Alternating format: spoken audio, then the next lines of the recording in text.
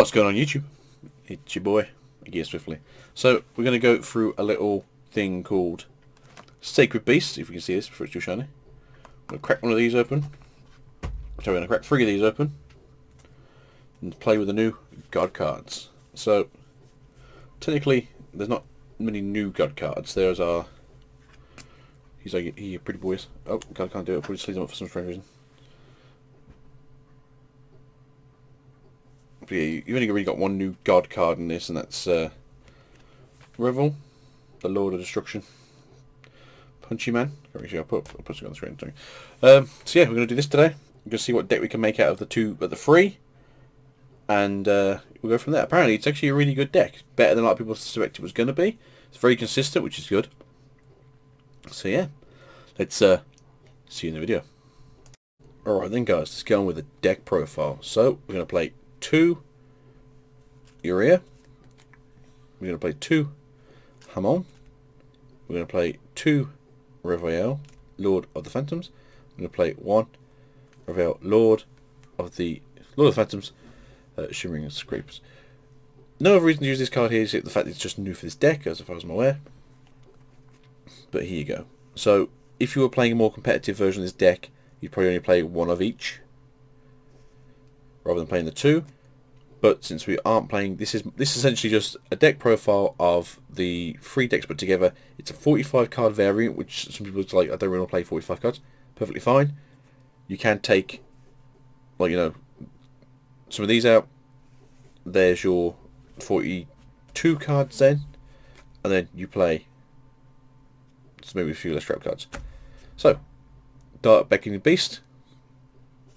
I'm playing 3 of these. It's a great card in the deck for those who can't see. Bring it closer to. Oh, I can't even see that yourself. When this card is normal summoned, you can add 1 of the Sacred Beasts cards, or 1 card specifically lists these cards in your deck. So, this can bring out any spell, any trap, any of the 3 beasts. We're going to play 3 of the Chaos Summoning Beasts, and for those who are not sure what it does, you can treat this card special summon 1 of the Sacred Beasts from your hand, ignoring its summoning condition. You can banish this card from your graveyard and add 1 Fallen Paradise from the deck to the hand. You can use the effect of this once per turn. We've got 3. You want to see this card as often as you want to see this card. This is basically the easiest way for you to summon out 1 of your beasts, as well as bringing out the field spell for this deck. We have 3 summoning beasts. Same thing as the summoning beast. You can treat this card.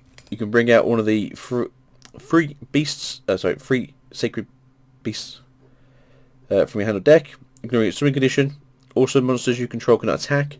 That is the issue with this card. You cannot attack after you use the effect of this card for the rest of that turn.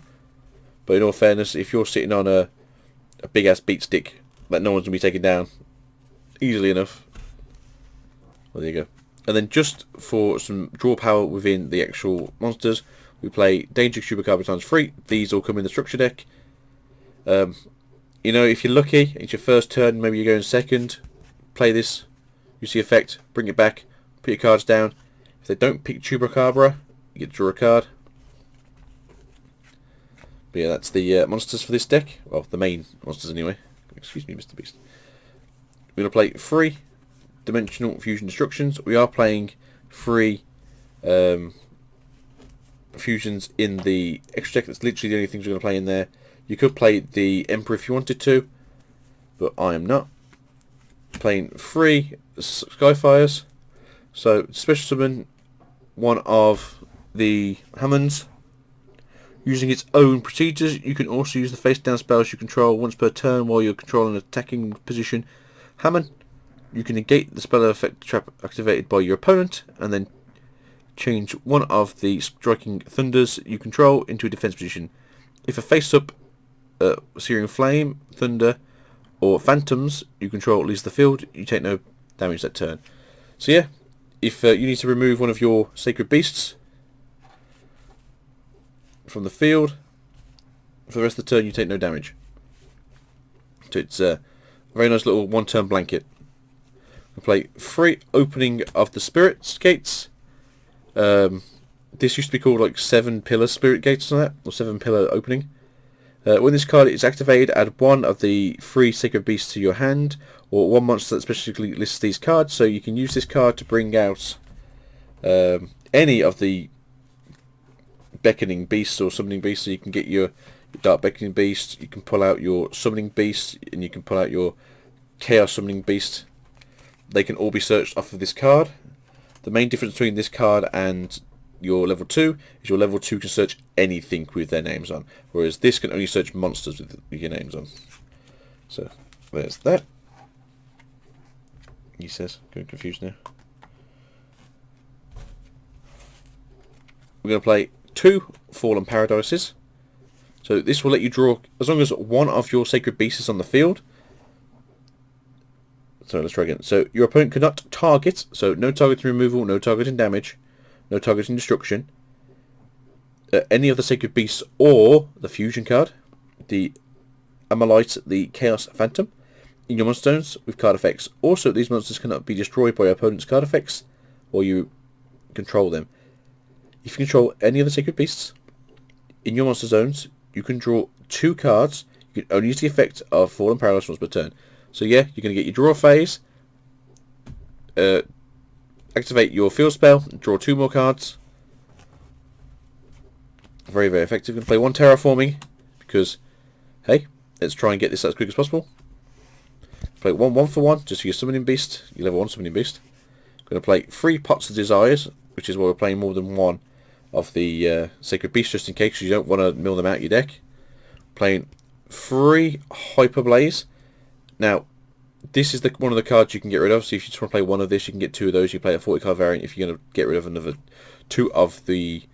Sorry, if you can get rid of 1 of each of the Sacred Beasts. Or if you're a bit worried about obviously milling yourself out your cards that you want, you can get rid of the Pot of Desires, but that is your helping you draw. This has got a very high draw rate of a deck. You can average, I think, 5 draws per turn, including your draw phase. If you get quite lucky. Obviously, you don't want to sort of mill yourself out, though. Awakening of the Sacred Beasts. So, you play 3 of these. But, because I'm blind, it says, if you can read it, because you can't, because it won't focus, this card gains the effects based on the number of Sacred Beasts with different names on the board. So each time your opponent normal or special summons a monster, you gain life points equal to the attack of the monsters if there's 1 of these on the field. If there's 2 or more on the field, negate the activation effect of monsters your opponents control. If there's 3 on the field, any monsters sent to the opponent's graveyards are banished instead. Once per your turn, if you control a level 10 monsters, you can add 1 continuous trap card from your hand. So,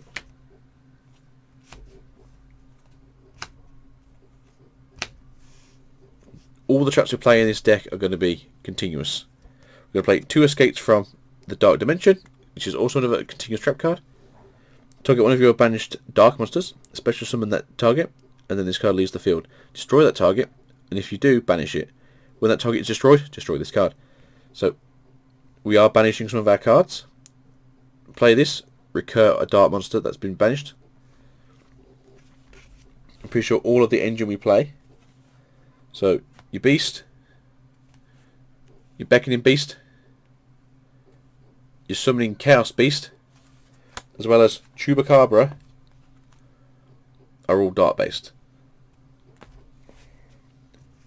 Just so you can get things back out on the field again.